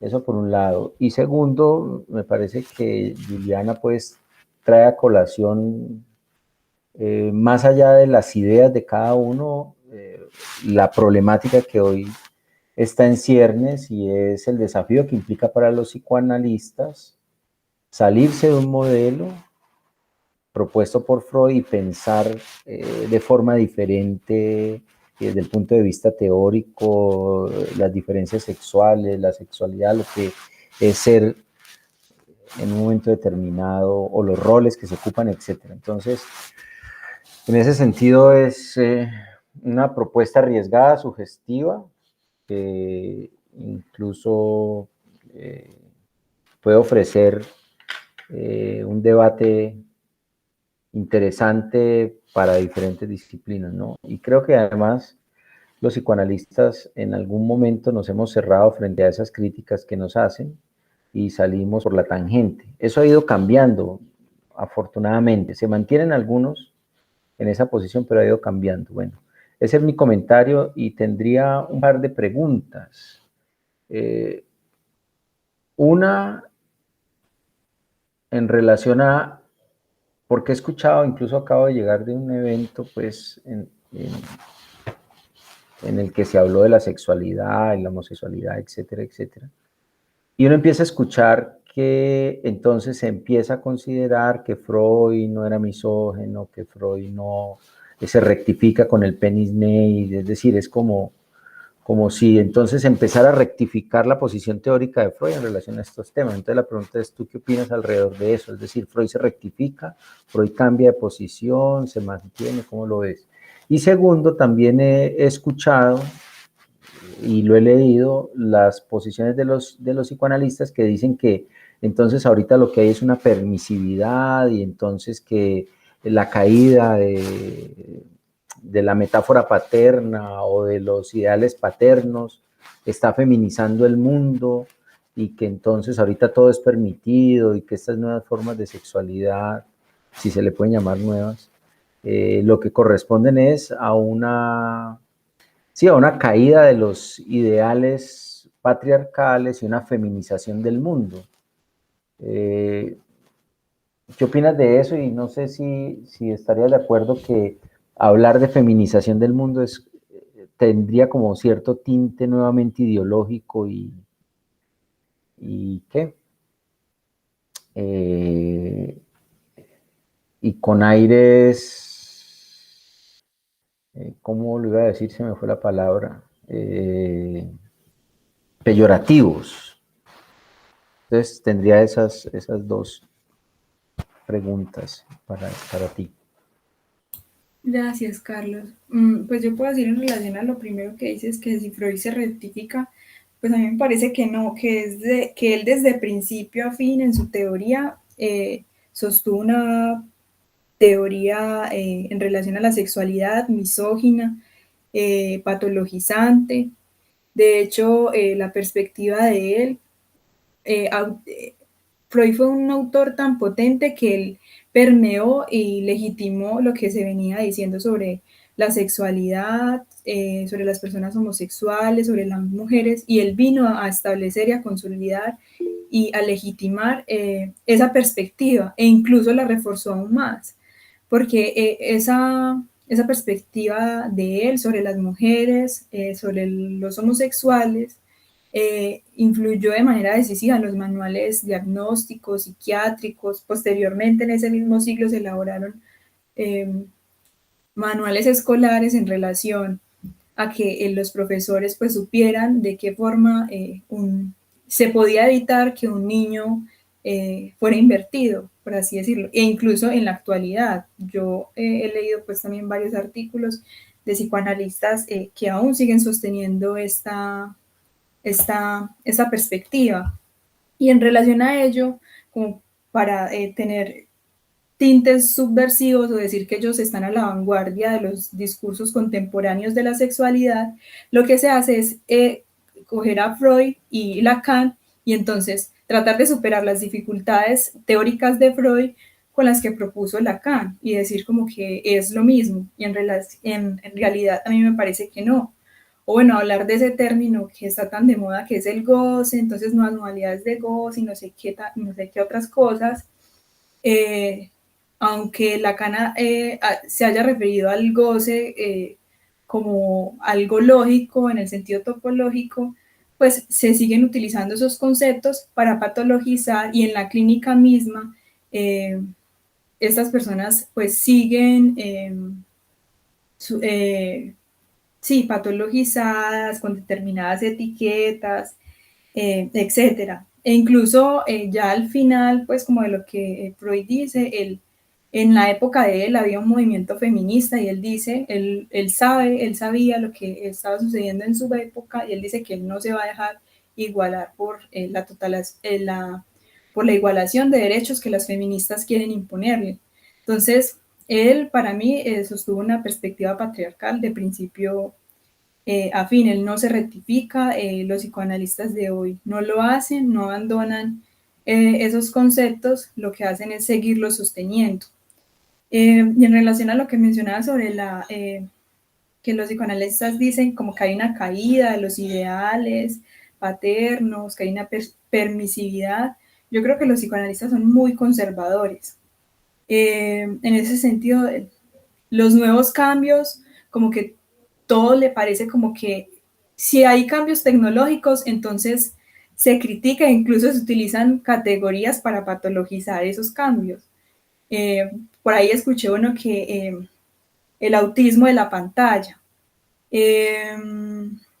Entonces creo que obedece es más bien como una postura conservadora de los psicoanalistas, prejuiciosa además, y que esa caída de lo de la metáfora paterna, pues ni siquiera va en vía de lo que propuso Lacan, porque la metáfora paterna no hace alusión a un padre biológico de carne y hueso, sino que radica en términos lógicos.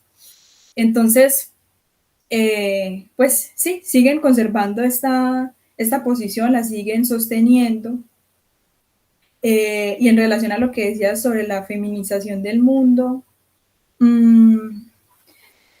yo soy muy partidaria de las luchas, de los movimientos políticos que se han producido alrededor del feminismo, que considero que son necesarios. Sin embargo, en este punto estoy de acuerdo con Rabin, que ella dice como que tampoco se trata de dirigir nuevamente, o sea, como que esa opresión que han padecido las mujeres, entonces volcarla hacia los hombres. Creo que no se trata de eso, sino más bien de analizar esos modos en cómo se ha producido históricamente la opresión hacia las mujeres, esas formas en que se legitima.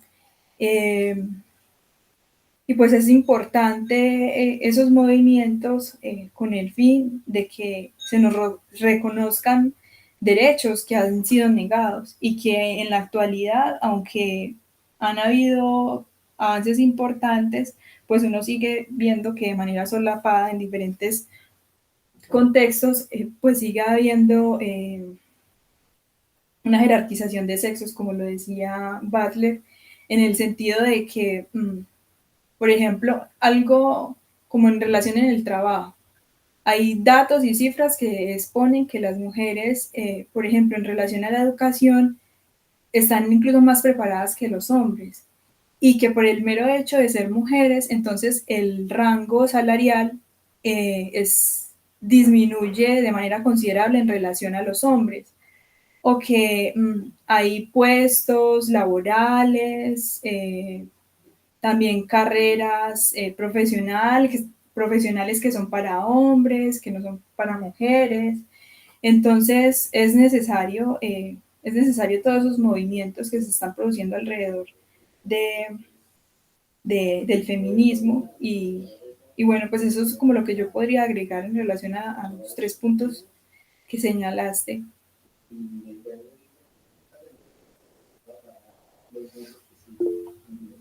Muy bien, antes de pasar la palabra a Rosa, leo los comentarios. Nayem dice, debo retirarme, pero muchas gracias por la presentación, muy ilustrativa. Saludos desde Chile. Y Santiago dice, muy buena presentación. Felicitaciones, debo retirarme, gracias por permitirme escuchar. Adelante, Roselena, y con ese comentario cerramos la actividad de hoy. Muchas gracias. Bueno, yo diría frente a lo que mencionaba Carlos y con base en lo que estaba mencionando la compañera, como un apunte, y es, Freud era hijo de su época, era médico, se basaba en una física newtoniana, ¿sí? Y en ese sentido hace uso de las herramientas discursivas que están proporcionadas en ese momento, ¿sí? No se puede negar entonces una visión de la verdad descubierta por él. Sí. Que es Carlos, tienes el micrófono abierto, qué pena, Rosa, dale. Tranquilo. O sea, con base en esas herramientas discursivas, uno no puede negar una visión de la verdad descubierta por él, que es el inconsciente. Pero el inconsciente freudiano no es el inconsciente lacaniano, ¿sí? Entonces podemos pensar que sin embargo, contrario a esa postura freudiana, donde el inconsciente es una verdad reprimida y oculta, que se centra en una física newtoniana y en una filosofía metafísica, Lacan recurre metafísica en el sentido en que la filosofía se piensa como una adecuación a la cosa, ¿no? Como una adecuación a la cosa, es decir, entonces esta diferencia sexual puesta en el complejo de castración freudiano pareciera adecuarse a esta diferencia anatómica, porque las herramientas con las que se contaba en esos momentos o con las que la medicina y la biología contaban en esos momentos era la diferencia anatómica. Pero en los 70 pues viene el boom de no poder distinguir esta genitalidad. ¿Esto qué es? ¿Esto es un pene pequeño o es un clítoris grande, ¿no? Entonces ahí empieza el boom de la intersexualidad y por eso hacía referencia a Paul Preciado. Paul Preciado en La muerte de la clínica hace énfasis en este descubrimiento en donde se empieza a ver desde la intersexualidad que no hay tal cosa como una binariedad, sino una explosión de más o menos 5 o 6 sexos o diferencias anatómicas, ¿no? Ubicándonos en la biología. Lacan, por el contrario, como decía, recurre a una perspectiva física relativista, ¿no? Con una filosofía antimetafísica y antiontológica. Es decir, ya no es una verdad reprimida y oculta, ya no es una metafísica entonces de la cosa, el discurso filosófico, la explicación basada en la adecuación de la cosa, sino que se centra ya también además en una lógica matemática topológica y superficial. Esa verdad entonces es superficial, que era lo que estaba mencionando hace un rato, es muy delgada y es lo que cubre a lo que vendrían a ser lo que llamamos cuerpos, y de esta manera pensamos en cuerpos sexuados, y que obviamente esto parte de lo que sería el otro, ¿no? El gran otro. Entonces, para mí lo que quedaría para pensar un poquito, pensando en lo que estaba mencionando Carlos Callo, el asunto estaría en pensar qué política queda por caminar con estas bases de Lacan, y que de pronto de alguna manera pues Butler respalda, Butler y Preciado es activista, Butler se respalda en los movimientos activistas de género. ¿Qué política entonces se podría pensar y bajo qué política podrían pensar los psicoanalistas?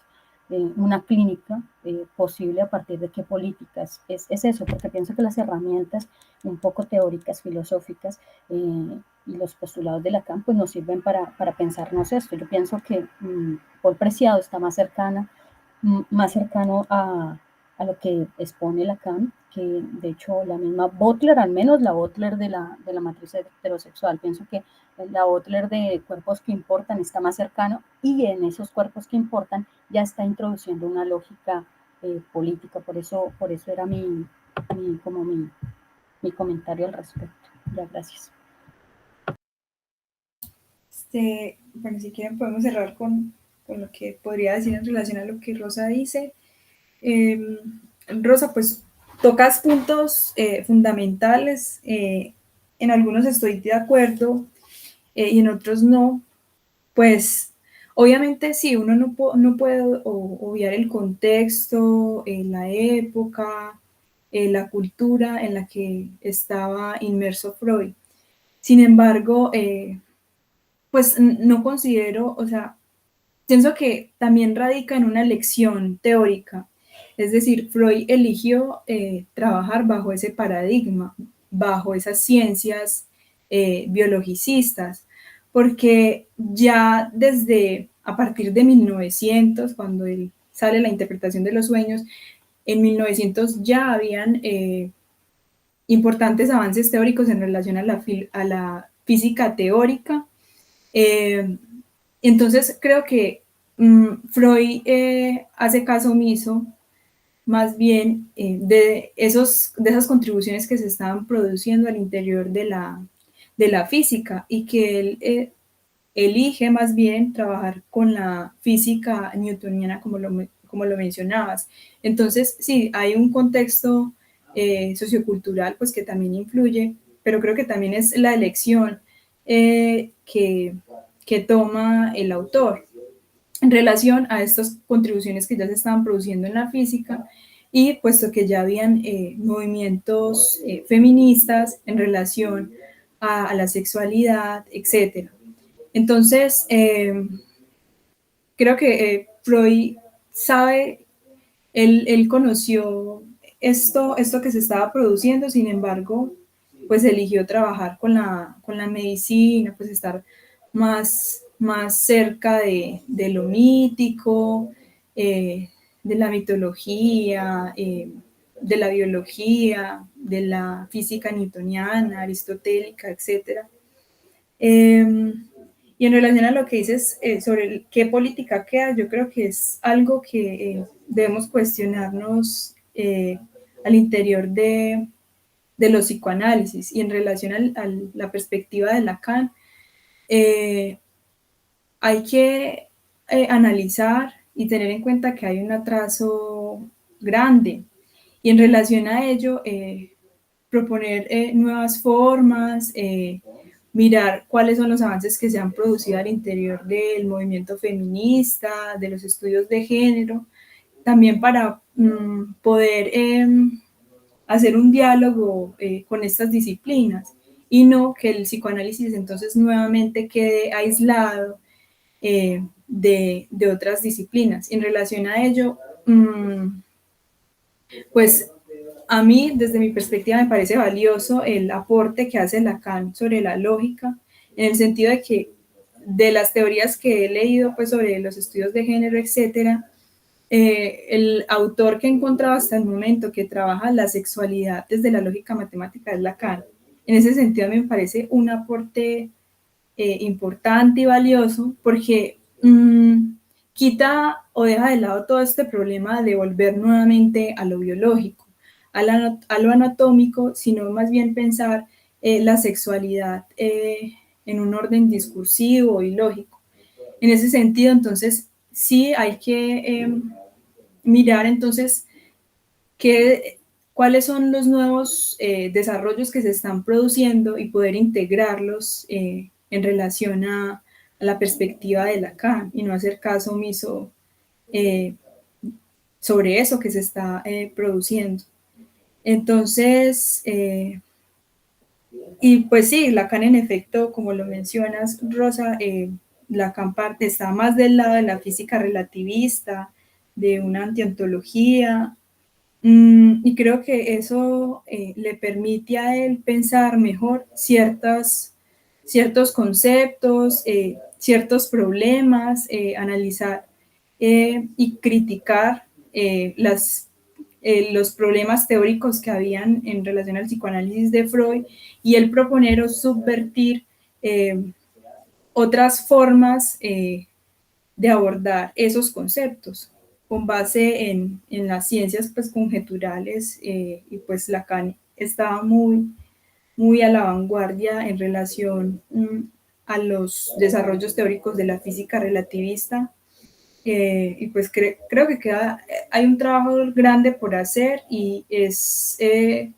nosotros poder integrar también esas ciencias mismas, esos discursos, pues con el fin de pensar en un psicoanálisis por venir, no solamente en relación a la sexualidad, sino también en relación a muchas otras temáticas. Entonces, pues eso es lo que yo podría agregar. Y muchísimas gracias a las personas pues que asistieron, que estuvieron, que escucharon. Pido disculpas pues por lo de la cámara. En algunos puntos me enredé mucho porque hoy me pasó de todo con el computador, estoy un poco enferma. Sin embargo, pues muchas gracias por sus intervenciones y por haber estado acá presentes. Y gracias, Geu, por apoyarme aquí con la moderación. Muy bien, pues gracias también por su paciencia, por estar aquí presentes y que tengan una bonita noche. Con esto concluimos la reunión de hoy. Feliz noche, hasta luego.